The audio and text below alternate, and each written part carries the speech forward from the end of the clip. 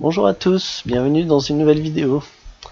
Donc c'est une vidéo qui s'adresse au BTS CAIC deuxième année et c'est une série de vidéos qui va porter sur le chapitre transformation chimique et qui correspond au chapitre 4.1 et 4.3. On verra le 4.2 après. Comme pour le précédent chapitre, tout n'est pas aussi important. En particulier, le grand 1 ne va pas être aussi important que le 2 et 3. Donc je vais aller assez vite sur le grand 1. Enfin, la première partie du grand 1 est intéressante pour des rappels. Le reste, moi, je vais aller très vite dessus. Donc commençons avec les généralités. Et donc la partie un peu importante de cette partie sur les généralités, c'est quantité de matière qui sont des rappels du 2.1. Alors la quantité de matière, qu'est-ce que c'est ? C'est une grandeur qu'on va noter petit n et qui mesure le nombre de particules élémentaires qu'on a. Par exemple, combien est-ce qu'on a d'atomes, combien est-ce qu'on a de molécules, combien on a de noyaux, de protons, d'électrons, c'est combien on en a de quelque chose. À une nuance près, c'est que on ne va pas les compter individuellement, on va les arranger par tas ou par paquet d'un certain nombre de atomes ou de molécules, de quoi, quelles que soient les choses qu'on a. Alors la taille de ce paquet, il est assez immense, hein. C'est de 6,02 10 puissance 23 particules dans le paquet, ou atomes dans le paquet, ou molécules dans le paquet. Et donc c'est un chiffre énorme. On l'arrange par gros paquet. Et ce chiffre n'a pas été choisi au hasard, il a été choisi de telle sorte que une mole d'atome d'hydrogène pèse 1 gramme, une mole d'atome de carbone 12 pèse 12 grammes, une mole d'atome d'oxygène 16 pèse 16 grammes, etc.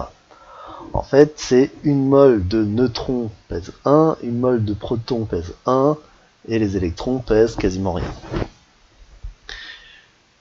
Une fois qu'on a cette quantité de matière, on peut définir la masse molaire, qui est la masse d'une mole de quelque chose.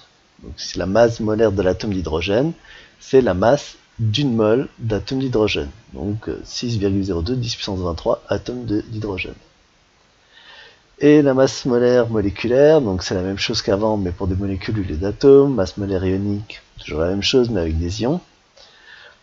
Et donc, la masse molaire, c'est la quantité de la masse divisée par le nombre de moles. Mathématiquement, ouais. M égale petit n divisé par n. Voilà. Bon, il y a aussi un petit rappel sur les solutions aqueuses. Ouais, je vais pas aller dans beaucoup de détails parce qu'on s'en sert pas vraiment. Mais on peut aussi parler de la concentration, qui est le nombre de moles dans un litre de liquide. Voilà, bon, comme on va pas s'en servir, je vais pas rentrer dans plus de détails. C'est surtout utile quand il y a des réactions dans un liquide, dans de l'eau, par exemple. Bon, 1, 2 et 1, 3, je vais aller un peu vite dessus. Donc 1, 2, c'est une méthode pour étudier les réactions chimiques. L'idée, c'est que on va commencer par écrire une réaction chimique. Celle-ci doit être équilibrée. Donc on doit mettre des coefficients stoichiométriques pour équilibrer la réaction chimique.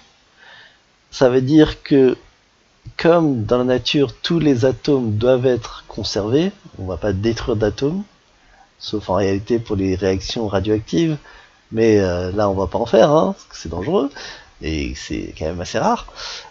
Mais pour le reste des réactions, les atomes ne sont jamais détruits. Donc tout ce qu'on a mis en réactif doivent se retrouver en produit. Tout est transformé, mais rien n'est détruit. Et donc on doit s'arranger pour que le nombre d'atomes qu'on écrit à gauche de l'égalité ou à gauche de la flèche d'une réaction soit les mêmes que le nombre d'atomes écrits à droite. Voilà.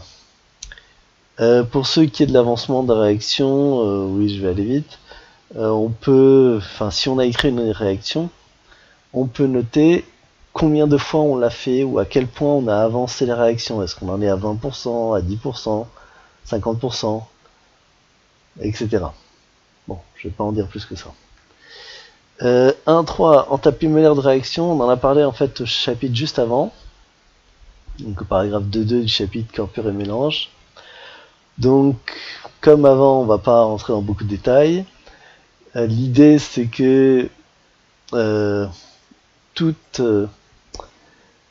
quand deux atomes forment une liaison, ils passent à un état plus stable.